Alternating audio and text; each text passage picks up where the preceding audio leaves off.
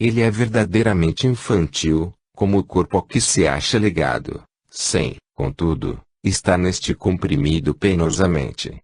A não ser assim, Deus houvera feito da encarnação um suplício para todos os espíritos, bons ou maus.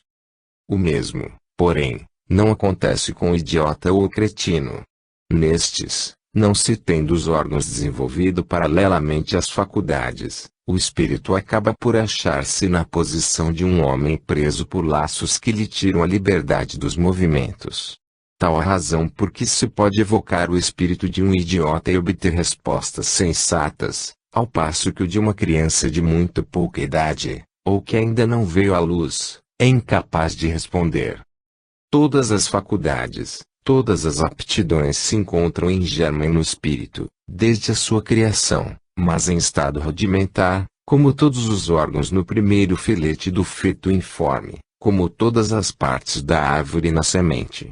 O selvagem que mais tarde se tornará o homem civilizado possui, pois, em seus germes que, um dia, farão dele um sábio, um grande artista, ou um grande filósofo.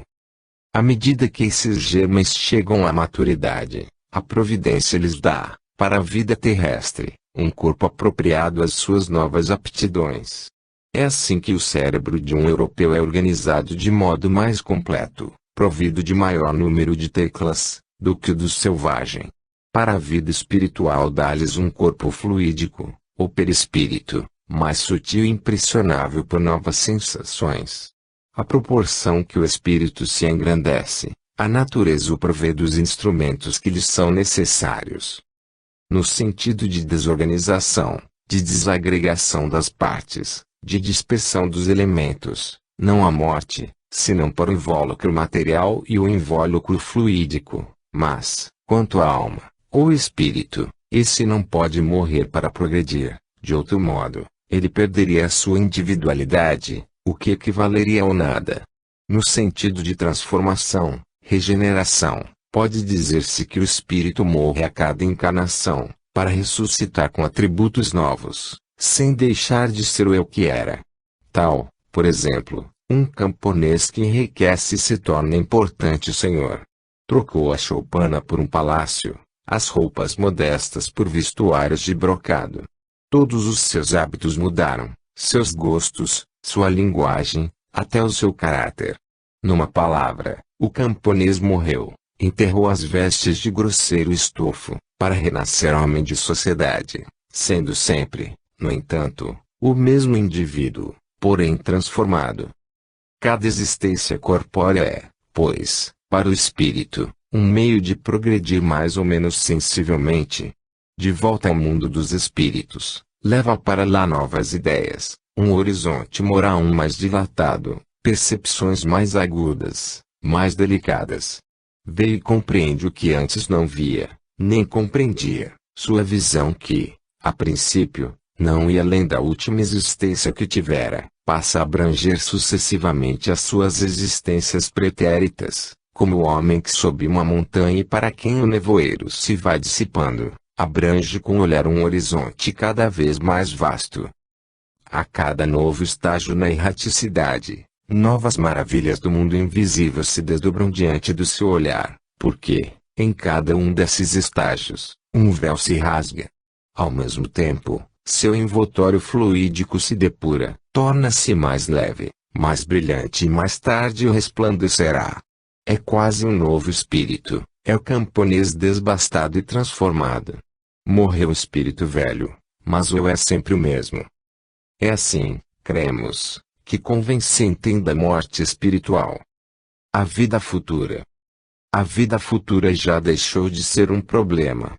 É um fato apurado pela razão e pela demonstração para a quase totalidade dos homens, porquanto os que a negam formam ínfima minoria, sem embargo do ruído que tentam fazer. Não é, pois, a sua realidade o que nos propomos demonstrar aqui. Fora repetir-nos, sem acrescentarmos coisa alguma convicção geral. Admitido que está ao princípio, como primícias, o a que nos propomos é examinar a influência sobre a ordem social e a moralização, segundo a maneira por que é encarada. As consequências do princípio contrário, isto é, do nudismo, já são por demais conhecidas e bastante compreendidas, para que se torne necessário desenvolvê-las de novo. Apenas diremos que, se estivesse demonstrada a inexistência da vida futura, nenhum outro fim teria a vida presente, senão da manutenção de um corpo que, amanhã, dentro de uma hora, poderá deixar de existir, ficando tudo, nesse caso, inteiramente acabado. A consequência lógica de semelhante condição para a humanidade seria concentrar-se todos os pensamentos na incrementação dos gozos materiais, sem atenção aos prejuízos de outrem. Porque, então, haveria alguém de suportar privações, de impor-se sacrifícios. Porque haveria de constranger-se para se melhorar, para se corrigir de defeitos.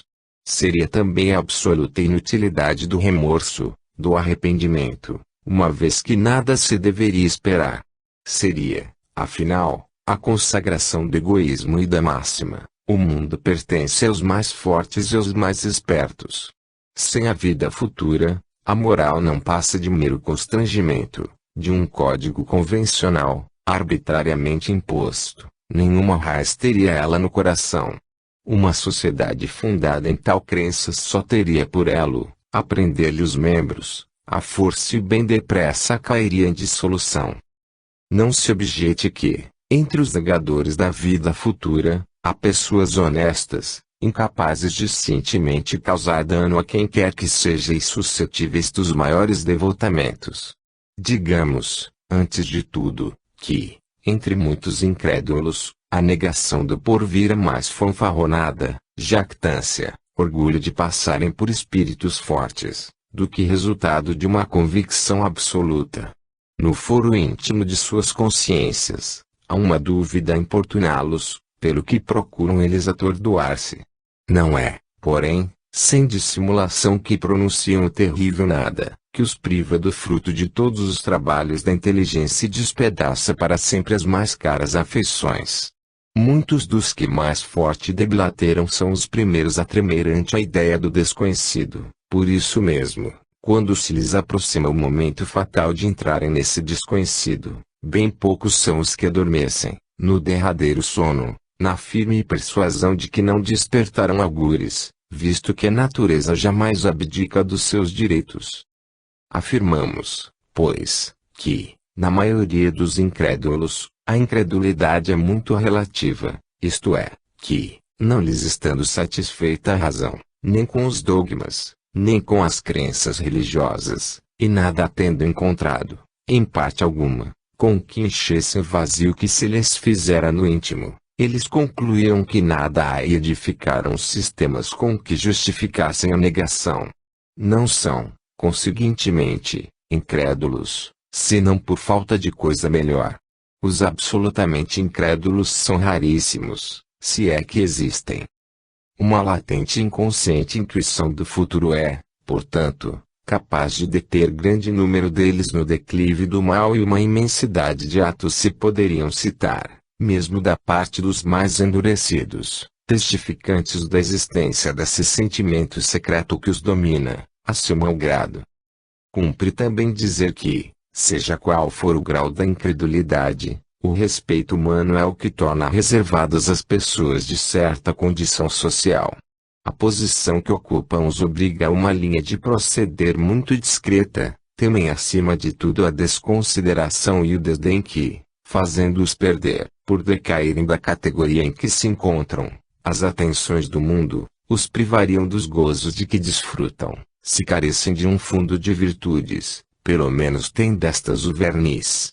Mas, aos que nenhuma razão se apresenta para se preocuparem com a opinião dos outros, aos que zombam do que dirão, e não há contestar que esses formam a maioria, que freio se pode impor ao transbordamento das paixões brutas e dos apetites grosseiros?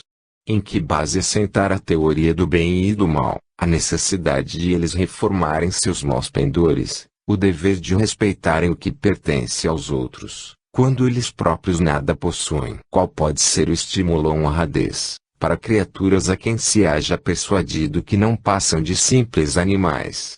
A lei, respondem, aí está para contê-los, mas, A lei não é um código de moral que toque o coração, é uma força cuja ação eles suportam e que iludem, se o podem. Se lhe caem sob o guante, isso é por eles tido como resultado de má sorte ou de inabilidade, a que tratam de remediar na primeira ocasião. Os que pretendem que os incrédulos têm mais mérito em fazer o bem, por não esperarem nenhuma recompensa numa vida futura, em que não creem, se valem de um sofisma igualmente mal fundado.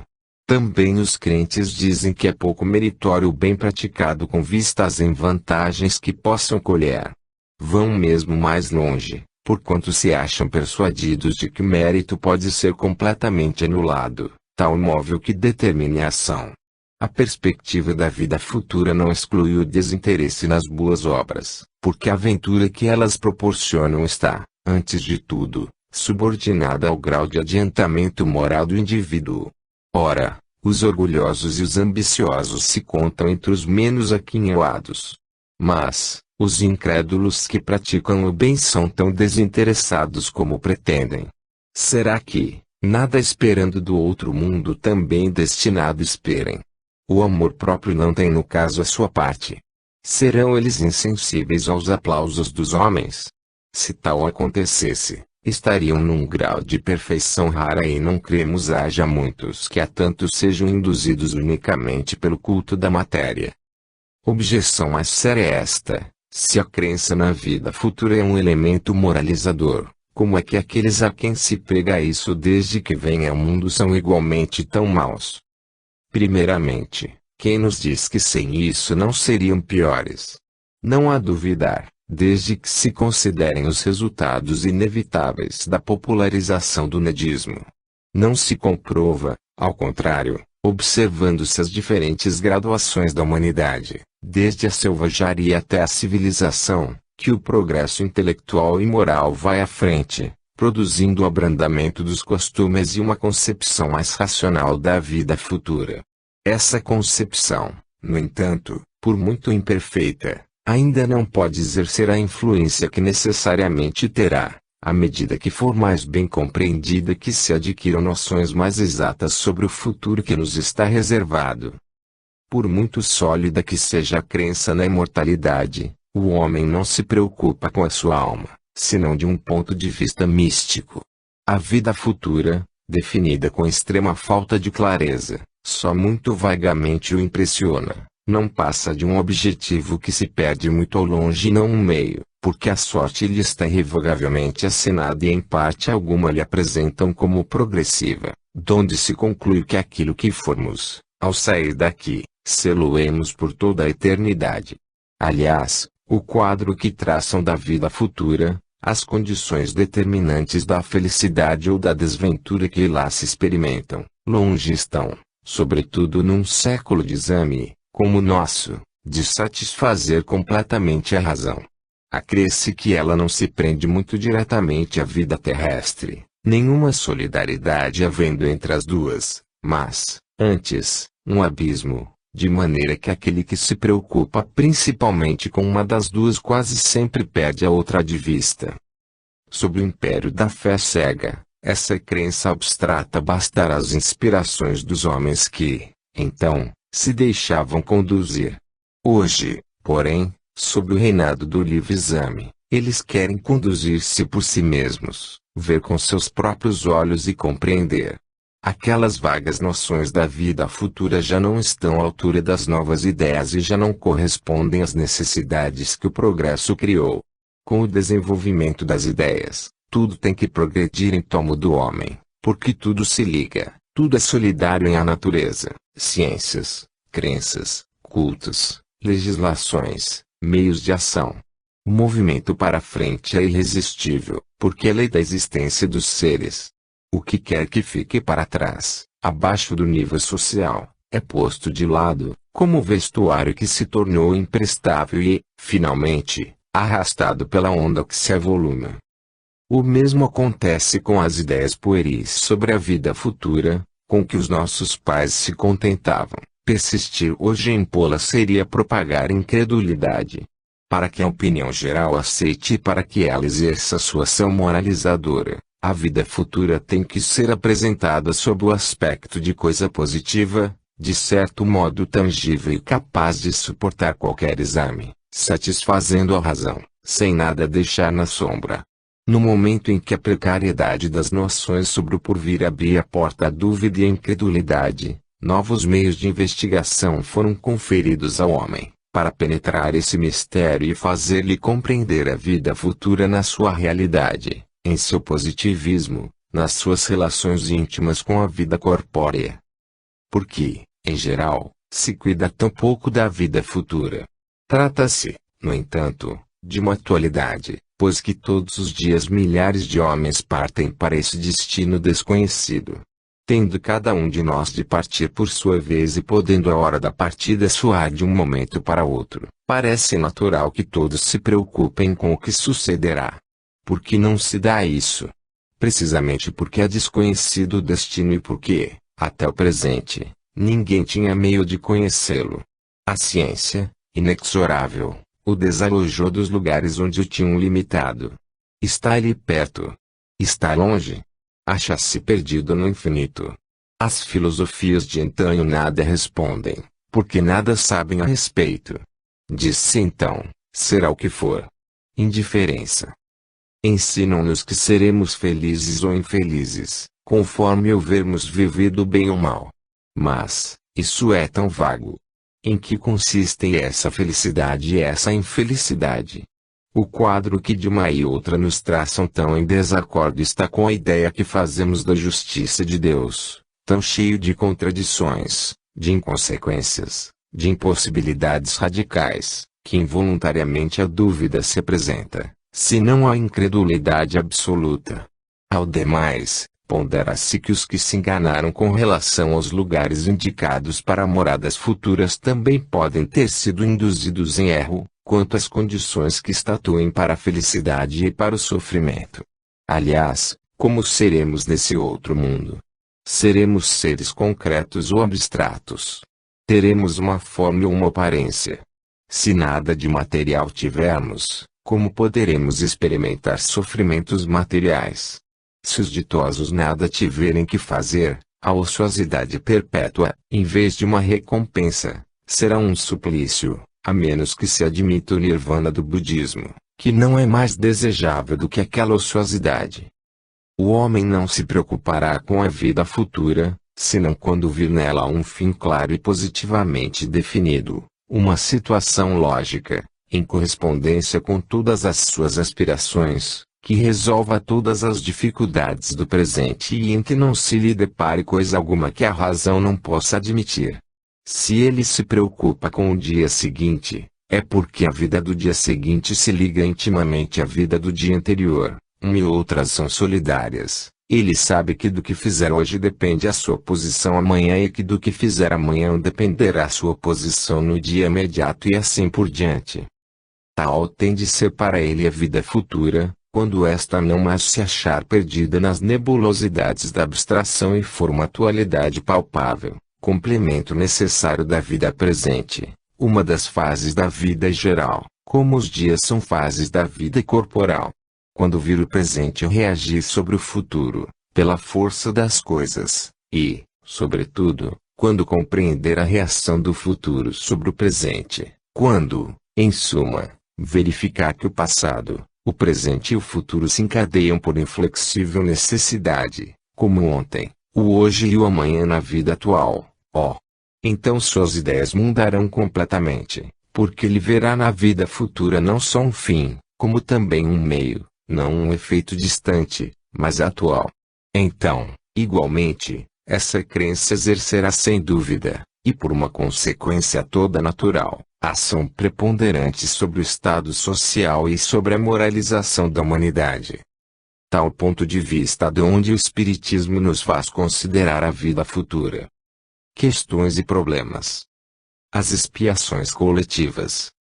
Questão: o Espiritismo explica perfeitamente a causa dos sofrimentos individuais, como consequências imediatas das faltas cometidas na existência precedente, ou como expiação do passado, mas, uma vez que cada um só é responsável pelas suas próprias faltas, não se explicam satisfatoriamente as desgraças coletivas que atingem as aglomerações de indivíduos, às vezes, uma família inteira, toda uma cidade, toda uma nação, toda uma raça, e que se abatem tanto sobre os bons, como sobre os maus, assim sobre os inocentes, como sobre os culpados. Resposta: todas as leis que regem o universo, sejam físicas ou morais, materiais ou intelectuais, foram descobertas, estudadas, compreendidas, partindo-se do estudo da individualidade e do da família para o de todo o conjunto, generalizando-as gradualmente e comprovando-se-lhes a universalidade dos resultados. Outro tanto se verifica hoje com relação às leis que o estudo do Espiritismo dá a conhecer. Podem aplicar-se, sem medo de errar, às leis que regem o indivíduo, a família, a nação, as raças, ao conjunto dos habitantes dos mundos, os quais formam individualidades coletivas. Há as faltas do indivíduo, as da família, as da nação, e cada uma, qualquer que seja o seu caráter, se espia em virtude da mesma lei. O algoz, relativamente à sua vítima, quer indo a encontrar-se em sua presença no espaço, quer vivendo em contato com ela numa ou em muitas existências sucessivas, até a reparação do mal praticado. O mesmo sucede quando se trata de crimes cometidos solidariamente por um certo número de pessoas. As expiações também são solidárias, o que não suprime a expiação simultânea das faltas individuais. 3 caracteres há em todo homem: o do indivíduo, do ser em si mesmo, o de membro da família e, finalmente, o de cidadão.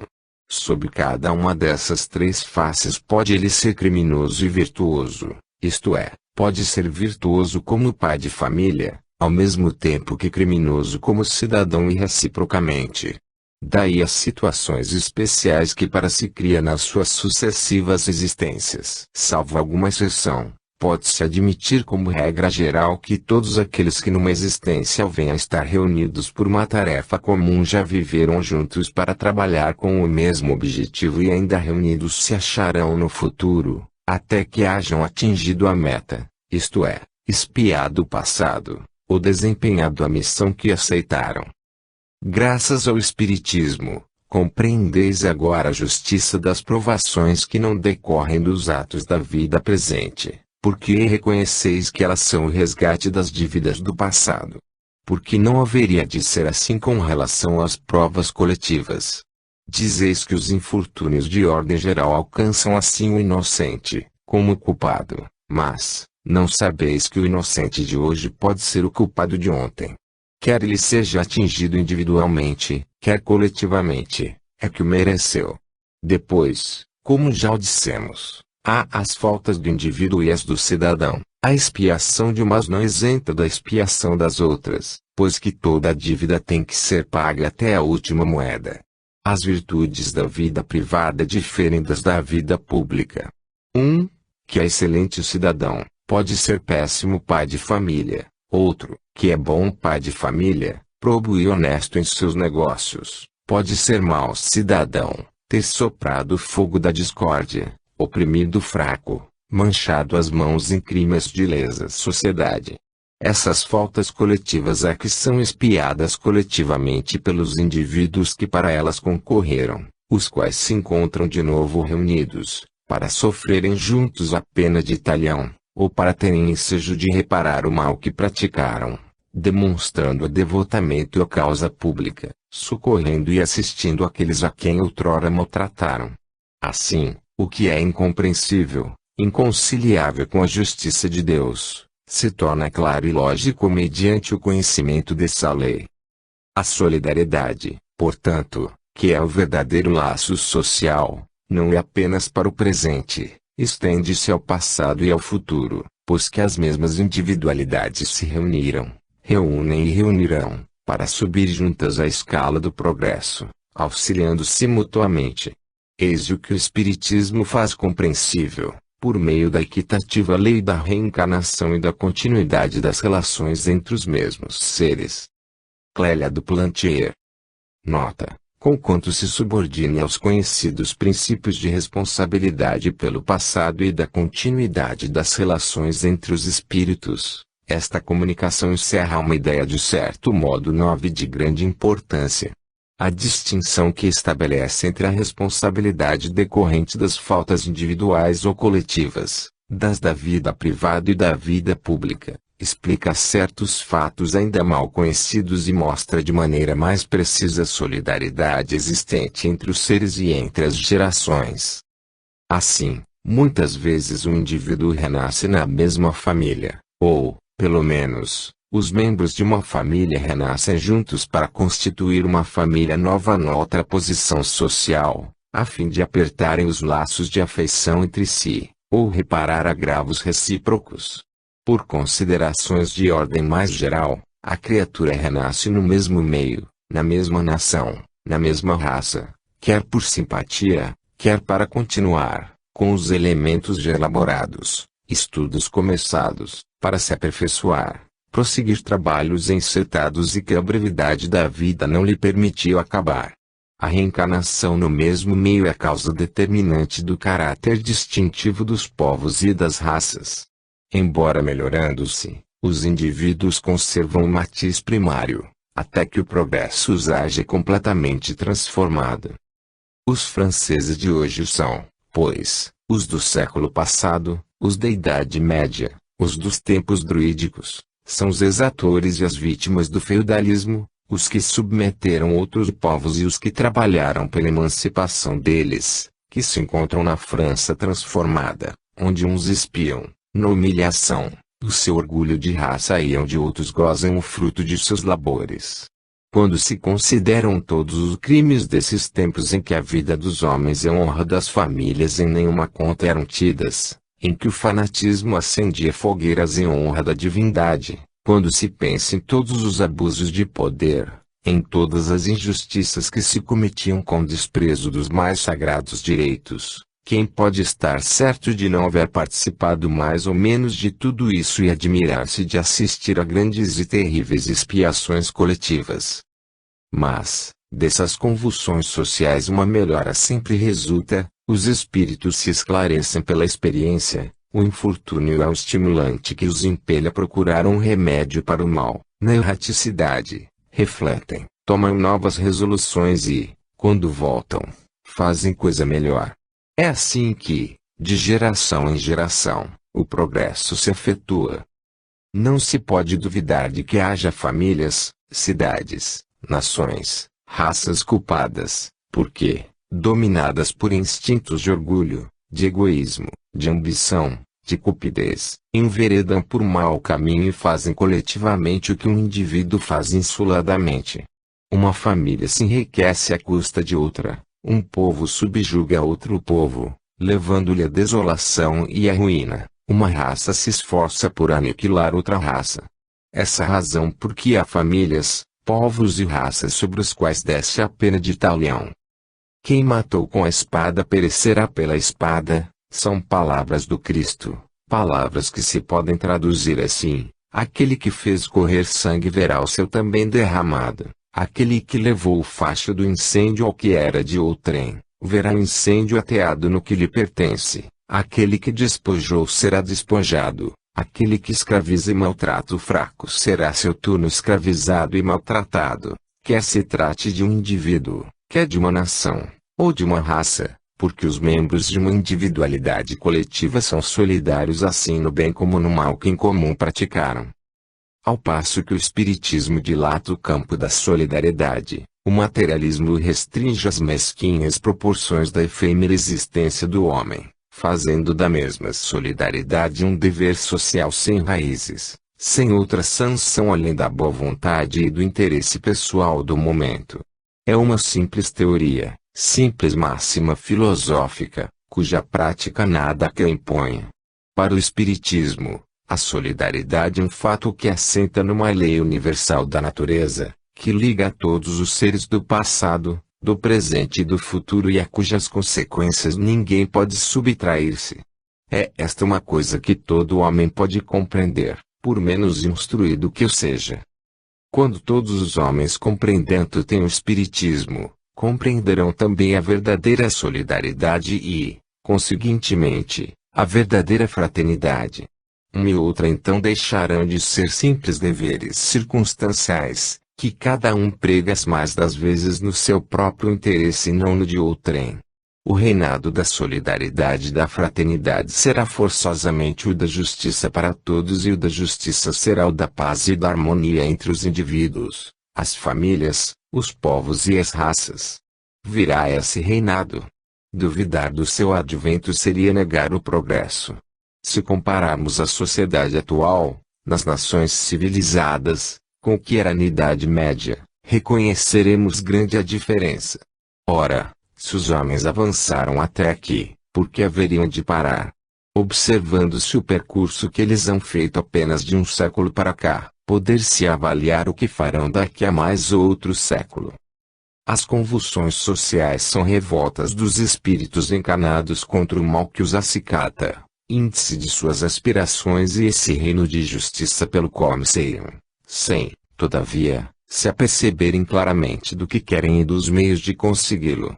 Por isso é que se movimentam, agitam, tudo subvertem a torto e a direito, criam sistemas, propõem remédios mais ou menos utópicos, cometem mesmo injustiças sem conta, por espírito, ao que dizem, de justiça, esperando que desse movimento saia, porventura, alguma coisa. Mais tarde, definirão melhor suas aspirações e o caminho se lhes aclarará. Quem quer que desça ao âmago dos princípios do espiritismo filosófico, que considere os horizontes que ele desvenda, as ideias a que dá origem e os sentimentos que desenvolve, não duvidará da parte preponderante que há de ter na regeneração, pois que, precisamente pela força das coisas, ele conduz ao objetivo a que a humanidade aspira, ao reino da justiça, pela extinção dos abusos que lhe hão obstado ao progresso e pela moralização das massas. Se os que sonham com a restauração do passado não entendessem assim, não se aferrariam tanto a esse sonho, deixá-lo iam morrer tranquilamente, como há sucedido em muitas utopias. Isto, por si só, deverá dar que pensar a certos zombadores, fazendo-os ponderar que talvez haja aí alguma coisa mais séria do que imaginam. Mas, há pessoas que de tudo riem, que ririam mesmo de Deus, se o vissem na terra. Também há os que têm medo de que aos seus olhos se apresente a alma que se obstinam em negar. Qualquer que seja a influência que um dia o espiritismo chegue a exercer sobre as sociedades, não se suponha que ele venha a substituir uma aristocracia por outra, nem a impor leis, primeiramente, porque, proclamando o direito absoluto à liberdade de consciência e do livre exame em matéria de fé, quer, como crença, ser livremente aceito, por convicção e não por meio de constrangimento. Pela sua natureza, não pode, nem deve exercer nenhuma pressão. Proscrevendo a fé cega, quer ser compreendido. Para ele, absolutamente não há mistérios, mas uma fé racional, que se baseia em fatos e que deseja a luz.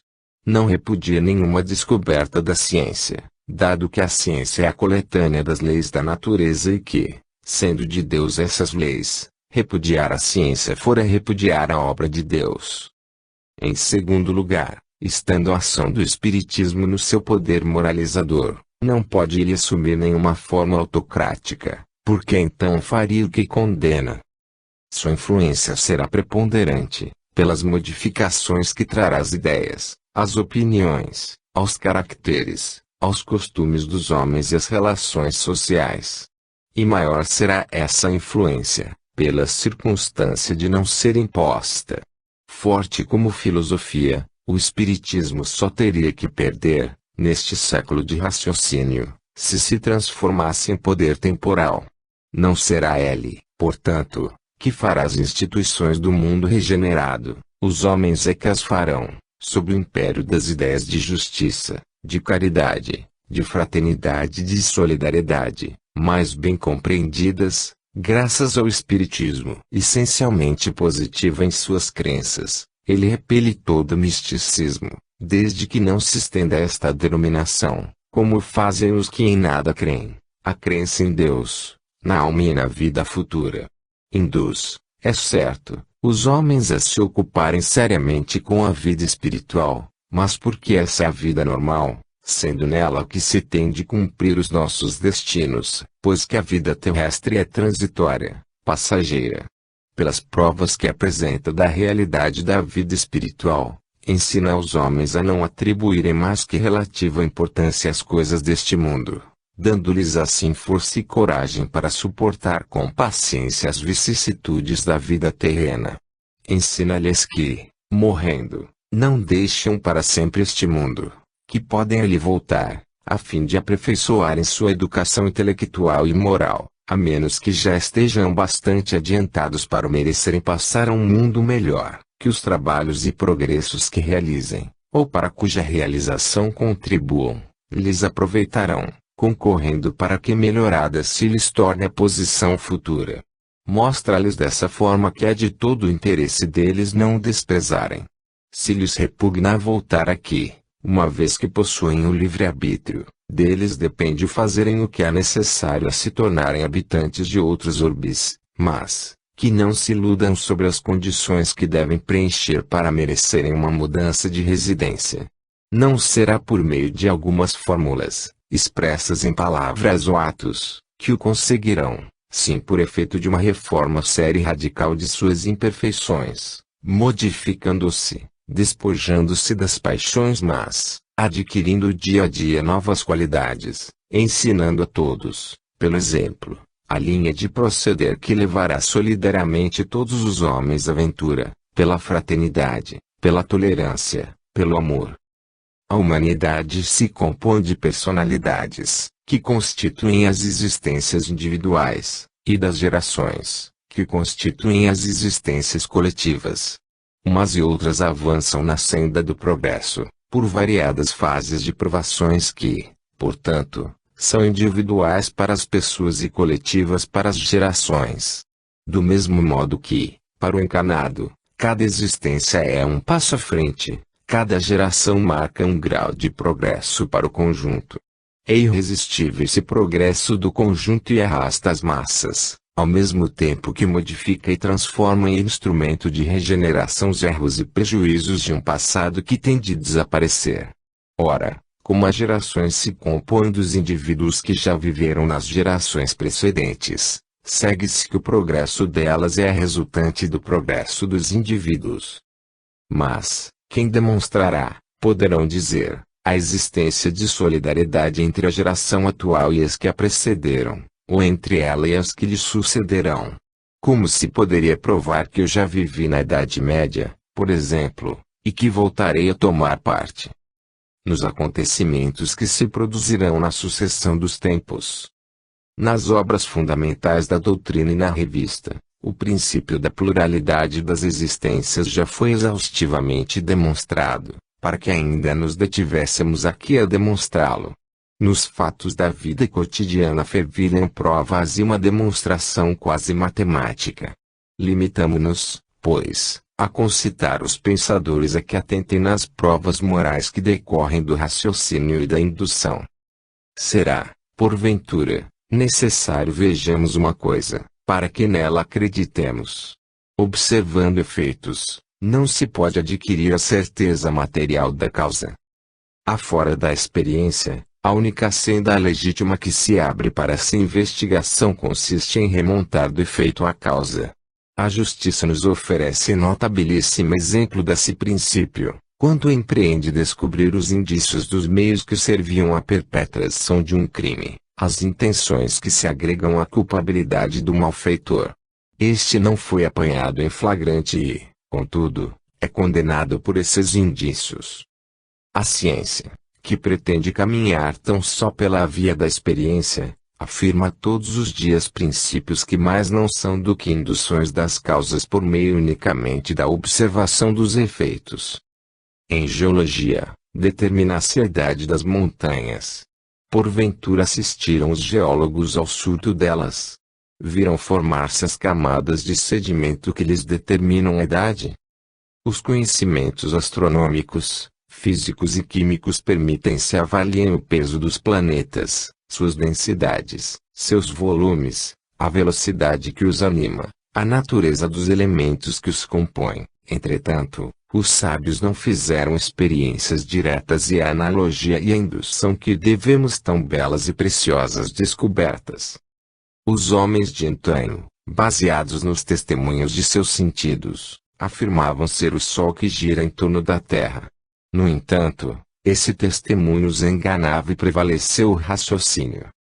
O mesmo se dará com os princípios que o Espiritismo sustenta, desde que se disponham a estudá-los, sem prevenções, e, então, a humanidade entrará, real e rapidamente, numa era de progresso e de regeneração, porque, já não se sentindo isolados entre dois abismos, o desconhecido do passado e a incerteza do porvir, os indivíduos trabalharão com energia por aperfeiçoar e multiplicar os elementos da felicidade que tem de ser obra deles, porque reconhecerão que não é devida ao acaso a posição que ocupam no mundo e que eles próprios gozarão, no futuro e em melhores condições, do fruto de seus labores e de suas vigílias.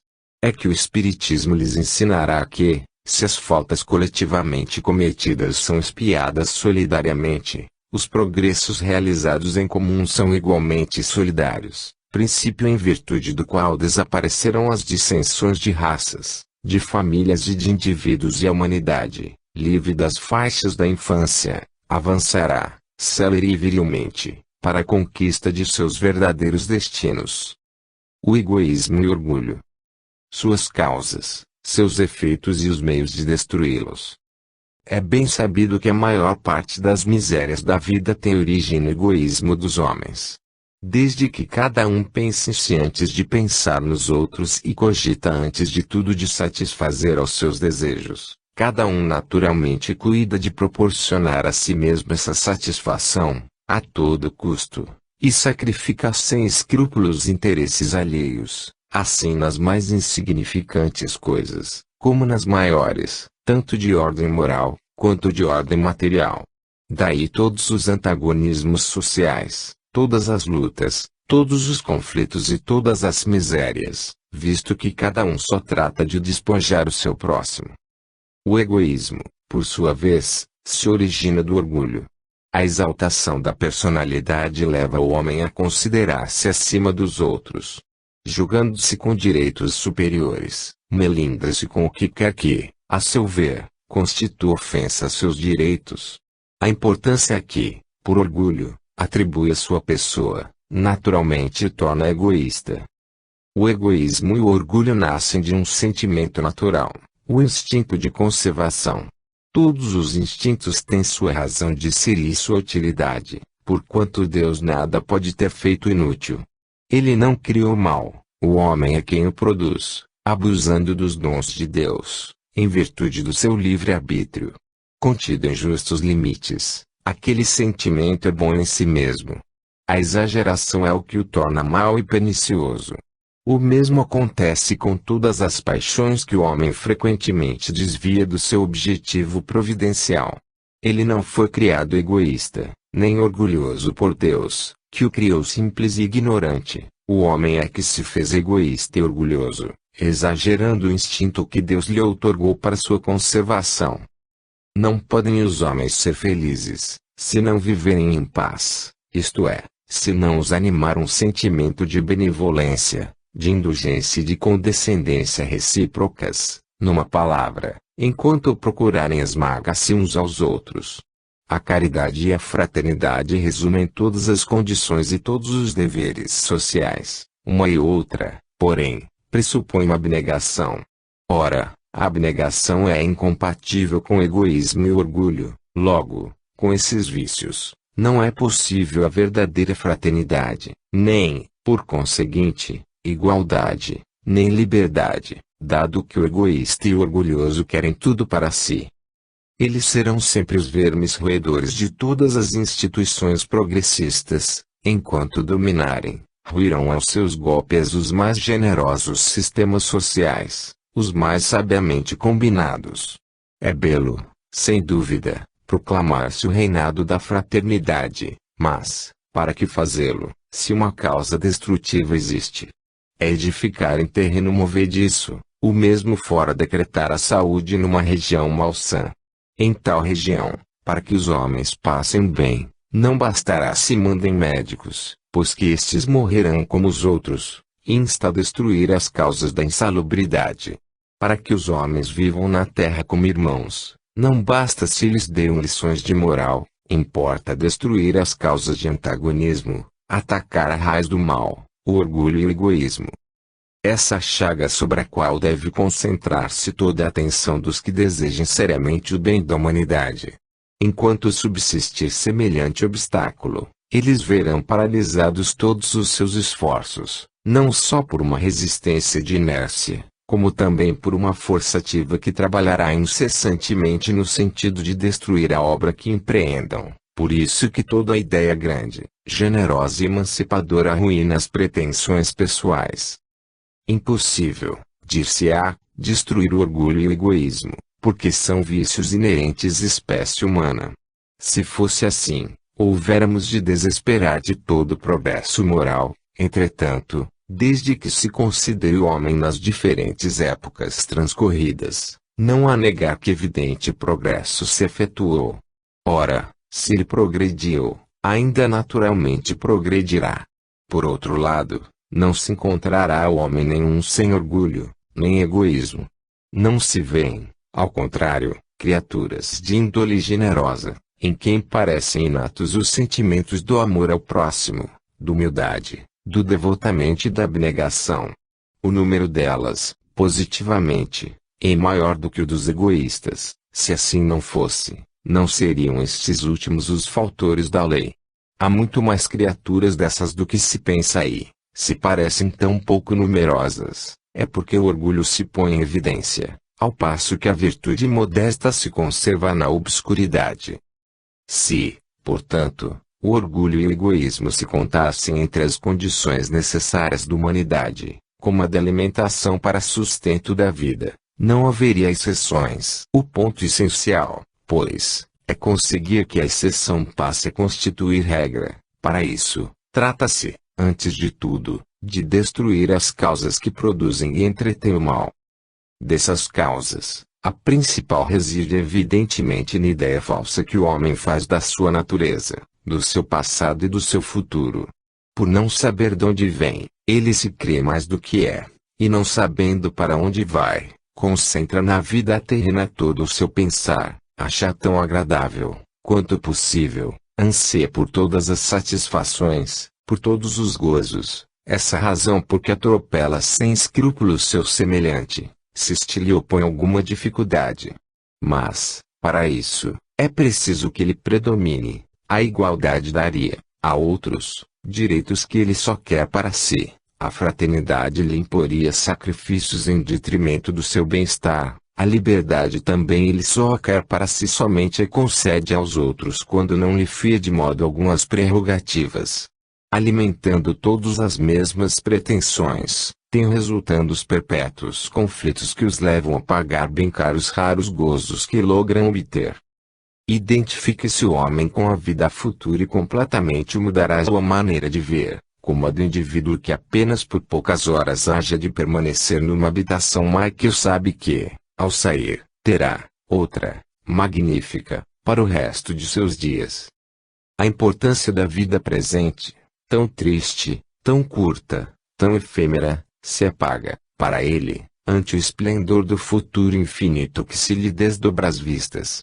A consequência natural e lógica dessa certeza é sacrificar o homem um presente fugídio a um porvir duradouro, ao passo que antes ele tudo sacrificava ao presente. Tomando por objetivo a vida futura, pouco lhe importa estar um pouco mais ou um pouco menos nesta outra. Os interesses mundanos passam a ser o acessório, em vez de ser o principal. Ele trabalha no presente com o fito de assegurar a sua posição no futuro, tanto mais quando sabe em que condições poderá ser feliz. Pelo que toca aos interesses terrenos, podem os humanos criar-lhe obstáculos. Ele tem que os afastar e se torna egoísta pela força mesma das coisas. Se lançar os olhos para o alto, para uma felicidade a que ninguém pode obstar, interesse nenhum se lhe deparará em oprimir a quem quer que seja o egoísmo se lhe torna carente de objeto. Todavia, restará o estimulante do orgulho. A causa do orgulho está na crença, em que o homem se firma, da sua superioridade individual. Ainda esse faz sentir a influência da concentração dos pensamentos sobre a vida corpórea. Naquele que nada vê adiante de si, atrás de si, nem acima de si, o sentimento da personalidade sobrepuja e o orgulho fica sem contrapeso. A incredulidade não só carece de meios para combater o orgulho, como estimula e lhe dá razão, negando a existência de um poder superior à humanidade. O incrédulo apenas crê em si mesmo, pois, natural que tenha orgulho. Enquanto que, nos golpes que o atingem, unicamente vê uma obra do acaso e se ergue para combatê-la. Aquele que tem fé percebe a mão de Deus e se submete. Crer em Deus e na vida futura é, conseguintemente, a primeira condição para moderar o orgulho, porém, não basta. Juntamente com o futuro, é necessário ver o passado, para fazer ideia exata do presente. Para que o orgulhoso deixe de crer na sua superioridade, cumpre-se lhe prove que ele não é mais do que os outros e que estes são tanto quanto ele, que a igualdade é um fato e não apenas uma bela teoria filosófica, que estas verdades ressaltam da preexistência da alma e da reencarnação.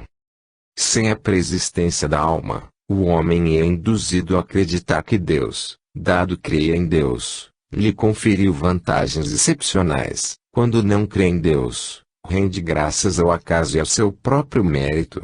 Iniciando na vida anterior da alma, a preexistência lhe ensina a distinguir, da vida corporal, transitória, a vida espiritual, infinita. Ele fica sabendo que as almas saem todas iguais das mãos do Criador, que todas têm o mesmo ponto de partida e a mesma finalidade, que todas hão de alcançar, em mais ou menos tempo, conforme os esforços que empreguem, que ele próprio não chegou a ser o que é, senão depois de haver, por longo tempo e penosamente, vegetado, como os outros, nos degraus inferiores da evolução, que, entre os mais atrasados e os mais adiantados, não há senão uma questão de tempo, que as vantagens do nascimento são puramente corpóreas e independem do espírito, que o simples proletário pode, noutra existência, nascer num trono e o maior potentado renascer proletário.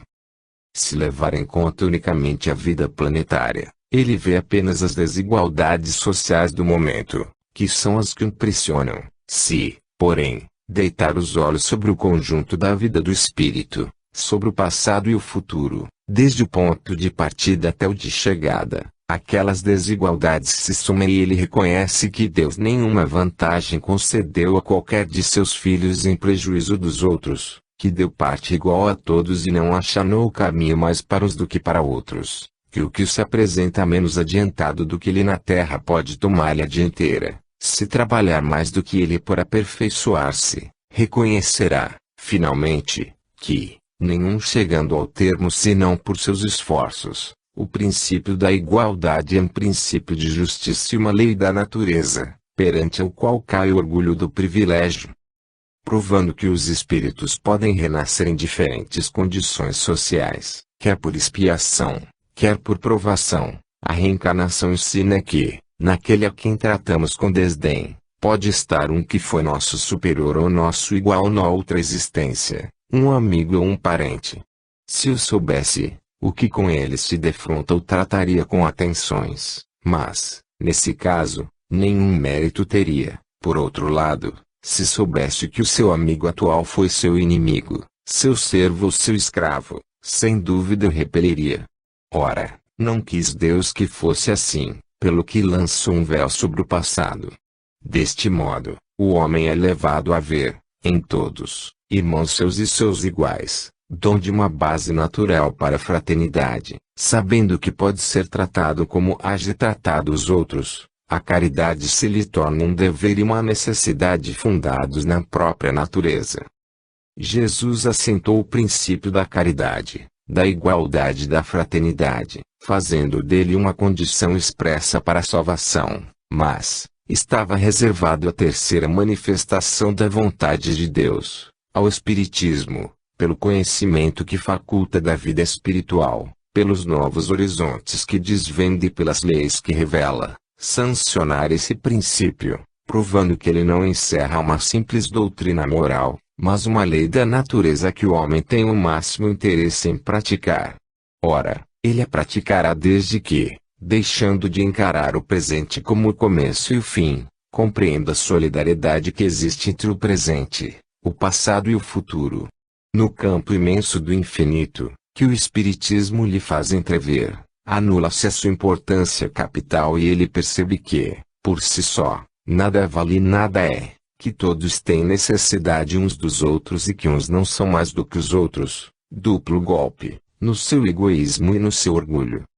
Mas, para isso, é-lhe necessária a fé, sem a qual permanecerá na rotina do presente, não a fé cega, que foge à luz, restringe as ideias e, em consequência, alimenta o egoísmo. É-lhe necessária a fé inteligente, racional, que procura a claridade e não as trevas, que ousadamente rasgue o véu dos mistérios e alarga o horizonte. Essa fé, elemento básico de todo progresso, é que o Espiritismo lhe proporciona, fé robusta, porque assente na experiência e nos fatos, porque lhe fornece provas palpáveis da imortalidade da sua alma, lhe mostra de onde ele vem, para onde vai e por que está na terra e, finalmente, lhe firma as ideias, ainda incertas, sobre o seu passado e sobre o seu futuro. Uma vez que haja entrado decisivamente por esse caminho, já não tendo o que os incite, o egoísmo e o orgulho se extinguirão pouco a pouco, por falta de objetivo e de alimento, e todas as relações sociais se modificarão sob o influxo da caridade e da fraternidade bem compreendidas. Poderá isso dar-se por efeito de brusca mudança?